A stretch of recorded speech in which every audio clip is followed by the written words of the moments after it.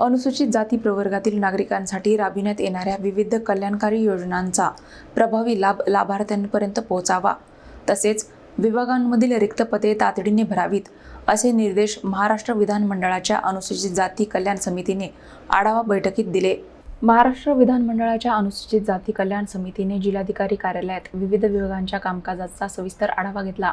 समितीचे सदस्य आमदार जगन्नाथ अभ्यंकर, डॉक्टर अशोक माने, संजय मेश्राम आणि गजानन लवटे यांच्यासह जिल्हाधिकारी वर्षा मीना, जिल्हा परिषद मुख्य कार्यकारी अधिकारी अनय नावंदर, पोलीस अधीक्षक अर्जित चांडक आणि विविध विभागांचे अधिकारी बैठकीला उपस्थित होते।